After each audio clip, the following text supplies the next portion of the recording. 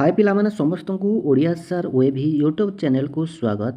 ଏହି ଭିଡ଼ିଓଟି ଷଷ୍ଠ ଶ୍ରେଣୀ ପିଲାମାନଙ୍କ ପାଇଁ ଷଷ୍ଠ ଶ୍ରେଣୀର ନୂଆ ଓଡ଼ିଆ ବହି ପ୍ରଥମ ପଦ୍ୟ ଜନ୍ମଭୂମି। ଏହି ପଦ୍ୟର ଆମେ ଏହି ଭିଡ଼ିଓରେ ଆଜି ବ୍ୟାଖ୍ୟା କରିବା। ଭିଡ଼ିଓଟି ଭଲ ଲାଗିଲେ ଲାଇକ୍ କରିଦେବ ପିଲାମାନେ, କେମିତି ଲାଗିଲା କମେଣ୍ଟରେ ନିଶ୍ଚିତ ଭାବରେ ଜଣାଇବ। ଚ୍ୟାନେଲକୁ ସବସ୍କ୍ରାଇବ୍ କରିନଥିଲେ ସବସ୍କ୍ରାଇବ୍ କରିଦେବ। ଓଡ଼ିଆ ସାର୍ ୱେଭି ହ୍ୱାଟ୍ସଆପ୍ ଚ୍ୟାନେଲ୍ ଅଛି, ଯେଉଁମାନେ ଫଲୋ କରିନ ଫଲୋ କରିଦେବ। ମୁଁ ଡେସ୍କ୍ରିପ୍ସନରେ ଲିଙ୍କ୍ ସେୟାର କରିଛି। ଚାଲ ଆମେ ଭିଡ଼ିଓଟି ଆରମ୍ଭ କରିବା। ଦେଖିପାରୁଛ ପିଲାମାନେ କବିତା ଜନ୍ମଭୂମି। ପ୍ରଥମରେ ଆମେ କବି ପରିଚୟ ଉପରେ ଦେଖିବା। କବି ଭକ୍ତ କବି ମଧୁସୂଦନ ରାଓ। ଓଡ଼ିଆ ସାହିତ୍ୟ ଜଗତରେ ସେ ଭକ୍ତ କବି ଭାବେ ପ୍ରସିଦ୍ଧ। ସେ ପୁରୀ ସହରରେ ଜନ୍ମଗ୍ରହଣ କରିଥିଲେ। ପରୀକ୍ଷାରେ ପ୍ରଶ୍ନ ଆସିଥାଏ ପିଲାମାନେ, ମଧୁସୂଦନ ରାଓ କେଉଁ କବି ରୂପେ ପରିଚିତ ବା କେଉଁ କବି ରୂପେ ପ୍ରସିଦ୍ଧ ଲାଭ କରିଛନ୍ତି? ତୁମେ ଉତ୍ତର ଲେଖିବ ଭକ୍ତ କବି ମଧୁସୂଦନ ରାଓ। ସେ ଜଣେ ଆଦର୍ଶ ଶିକ୍ଷକ ଥିଲେ। ତାଙ୍କ ଲେଖାଗୁଡ଼ିକ ସରଳ, ଭକ୍ତିପୂତ ଏବଂ ନୈତିକ ଶିକ୍ଷାରେ ପରିପୂର୍ଣ୍ଣ ଅଟେ। ତାଙ୍କ ରଚିତ ପଦ୍ମ, ପ୍ରଭାତ, ପୃଥିବୀ ପ୍ରତି, ବସନ୍ତ ଗାଥା, ଉତ୍କଳ ଗାଥା, ନିର୍ବାସିତର ବିଳାପ ପ୍ରଭୃତି କବିତାଗୁଡ଼ିକ ଖୁବ୍ ସରଳ ଓ ମନମୁଗ୍ଧକର। ଜନ୍ମଭୂମି କବିତାରେ କବି ଜନ୍ମମାଟିର ଯଶ ଗାନ କରିଛନ୍ତି। ଏବେ ଯେଉଁ ପଢ଼ୁଛେ ଆମେ ଜନ୍ମଭୂମି କବିତା, ଏହି କବିତାରେ କବି ମଧୁସୂଦନ ରାଓ ଜନ୍ମମାଟିର ଯଶ ଗାନ କରିଛନ୍ତି। ଏବେ ପିଲାମାନେ ଆମେ କବିତା ବ୍ୟାଖ୍ୟା କରିବା। ମୁଁ ଏହି କବିତାରେ ଥିବା କେତୋଟି କଠିନ ଶବ୍ଦ ମଧ୍ୟ ମୁଁ କହିବି ବ୍ୟାଖ୍ୟା କରିବା ସମୟରେ, ପିଲାମାନେ ତୁମେ ଖାତାରେ ନୋଟ୍ କରିଦେବ। ଦେଖ ପିଲାମାନେ, ପ୍ରଥମ ପଦ ଅଛି। ଆମେ ପ୍ରଥମରେ ଗୀତ ଗାଇବା, ତାପରେ ଆମେ ବ୍ୟାଖ୍ୟା କରିବା। ତୁହି ମା ଜନମ ଭୂମି ପବିତ୍ର ଭାରତ ଭୂମି, ତୋହରି ସନ୍ତାନ ଆମ୍ଭେ ଅଟୁ ସରବେ, ତୋର ଶ୍ରୀ ଚରଣେ ସେବା ପାଇଁ ମନ ପ୍ରାଣ ଦେବା, ଗାଇବା ତୋହର ନାମ ଆନନ୍ଦ ରବେ, ତୋ ଆନନ୍ଦେ ହୋଇ ବା ସୁଖୀ, କାନ୍ଦିବା ଦୁଃଖରେ ତୋର ହୋଇଣ ଦୁଃଖୀ। ଏବେ ଆମେ ବ୍ୟାଖ୍ୟା କରିବା ପିଲାମାନେ। ପ୍ରଥମରେ କଠିନ ଶବ୍ଦ ଗୁଡ଼ିକ ତୁମେ ଖାତାରେ ନୋଟ୍ କରିଦିଅ ପିଲାମାନେ। ମୁଁ ଏହି ଭିଡ଼ିଓର ସ୍କ୍ରିନ୍ରେ ମଧ୍ୟ ରଖିଦେଇଛି, ତୁମେ ଦେଖୁଛ, ତାକୁ ତୁମେ ନୋଟ୍ କର। ଯେମିତିକି ଜନ୍ମଭୂମି, ଜନ୍ମଭୂମି ଅର୍ଥାତ୍ ଜନ୍ମମାଟି ବା ଜନ୍ମସ୍ଥାନ। ତାପରେ ପବିତ୍ର ଶବ୍ଦ ଅଛି, ଦେଖ, ପବିତ୍ର ଅର୍ଥ ନିର୍ମଳ।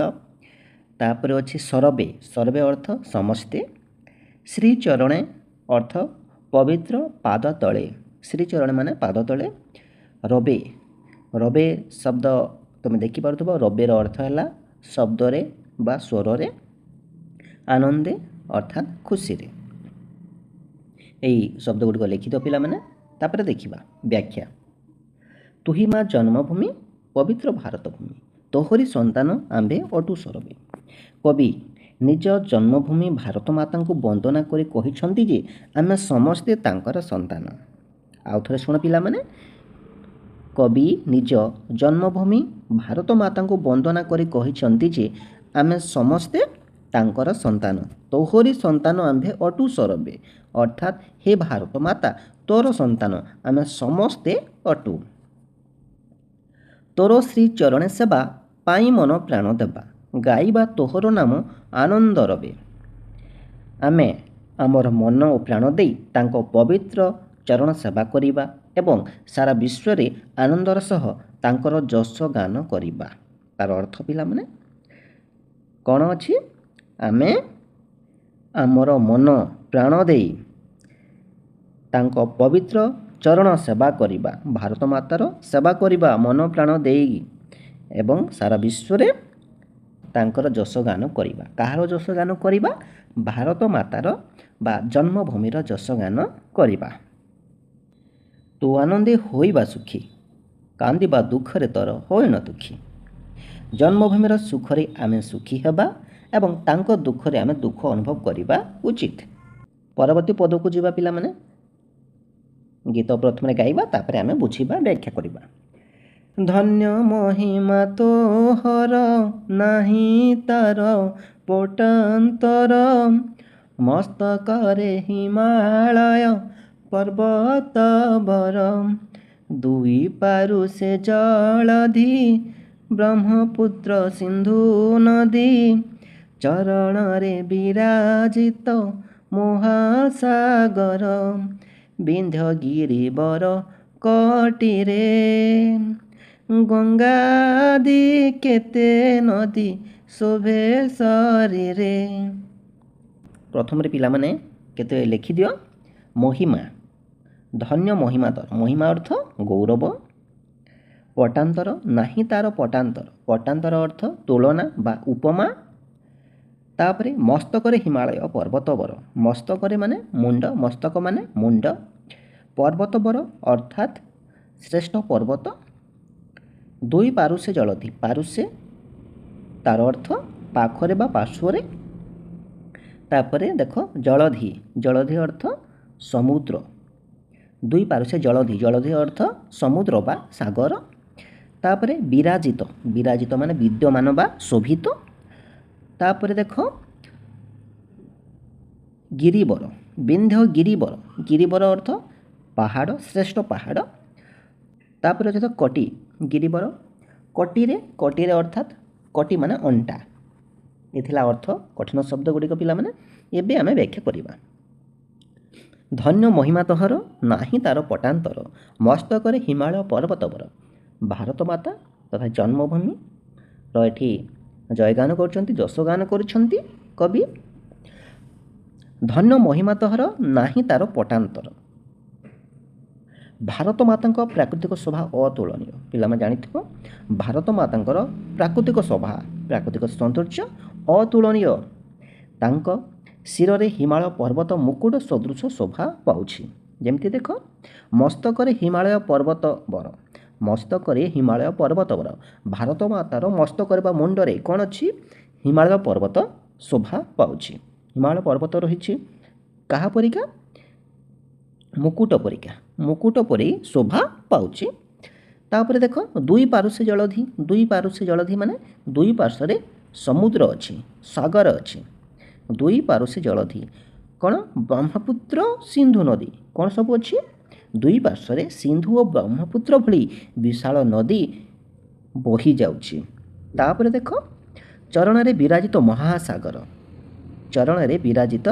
महासागर अच्छी पाद तले गभीर महासागर रही तापर देख विंध्य गिरिवर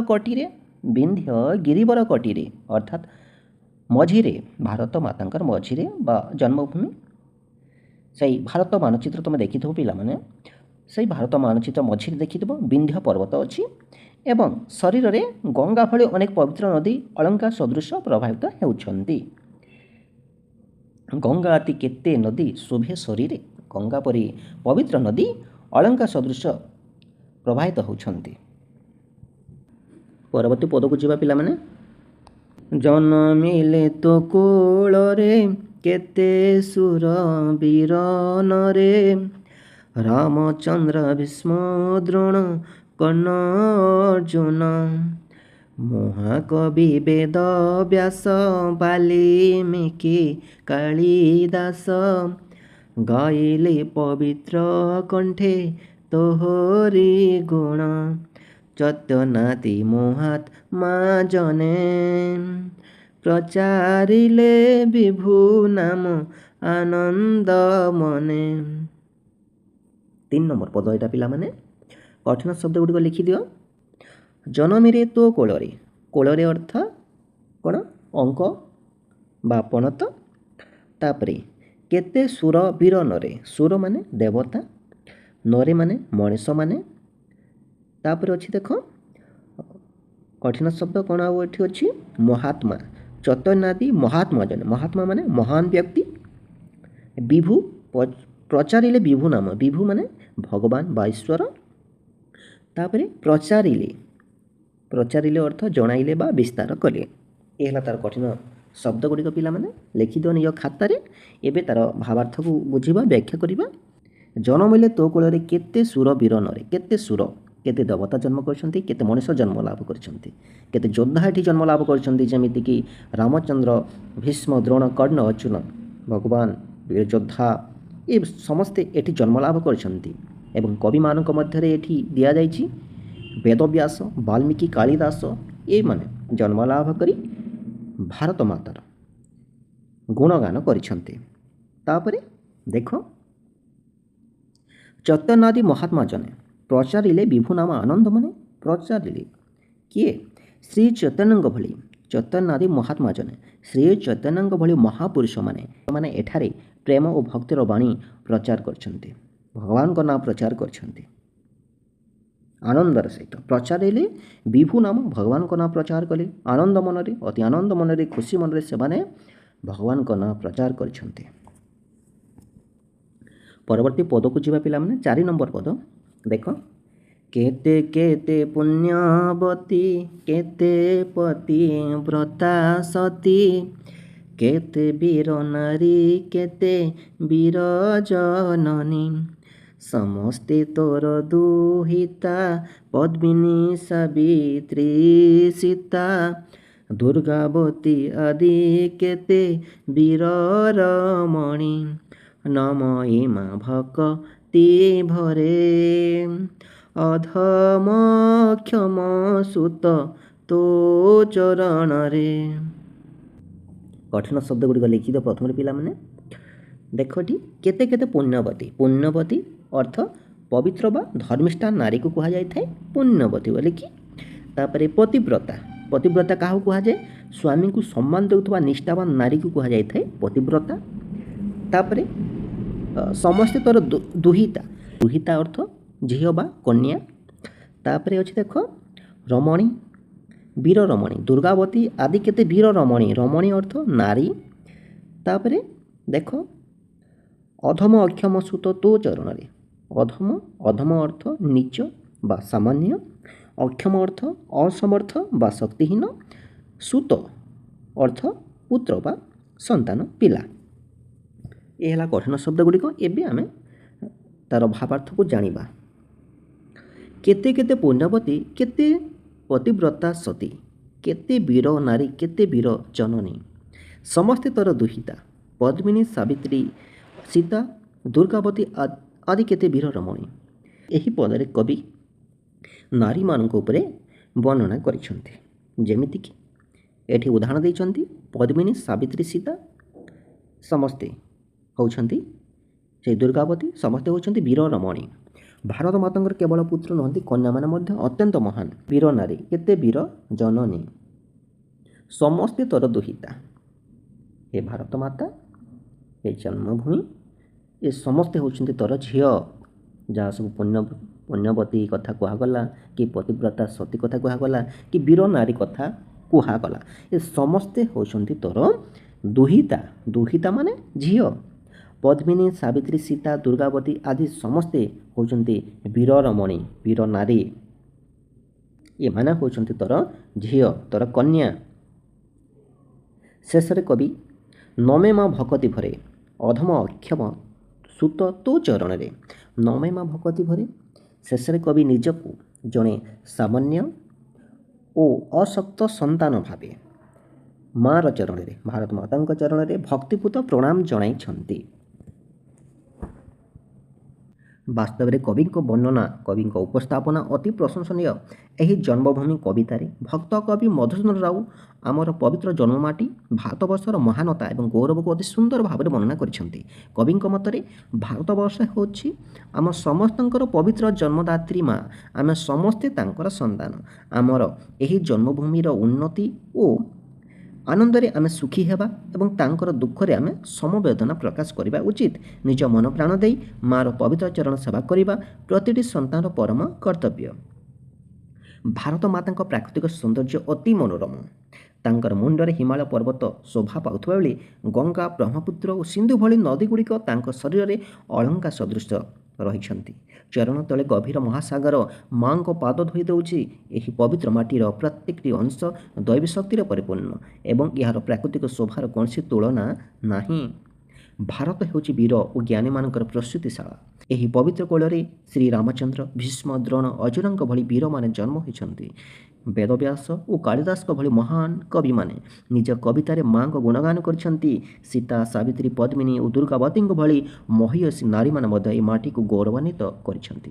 ପରିଶେଷରେ କବି ଜଣେ ସାମାନ୍ୟ ସନ୍ତାନ ଭାବେ ଭାରତ ମାତାଙ୍କ ଚରଣରେ ନିଜକୁ ସମର୍ପଣ କରି ପ୍ରଣାମ ଜଣାଇଛନ୍ତି। ଶେଷରେ ଏ ଥିଲା ପିଲାମାନେ ଏହି କବିତାର ସାରାଂଶ।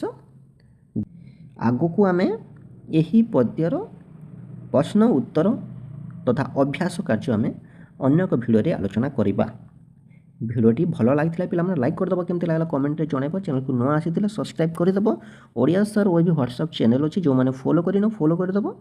ନିଜ ସାଙ୍ଗସାଥିମାନଙ୍କୁ ଏହି ଭିଡ଼ିଓଟି ସେୟାର କର, ଯାହାଫଳରେ କି ସେମାନେ ମଧ୍ୟ ଭିଡ଼ିଓରେ କିଛି ଶିଖିପାରିବେ। ଭିଡ଼ିଓକୁ ଶେଷ ପର୍ଯ୍ୟନ୍ତ ଦେଖିଥିବାରୁ ସମସ୍ତଙ୍କୁ ବହୁତ ବହୁତ ଧନ୍ୟବାଦ।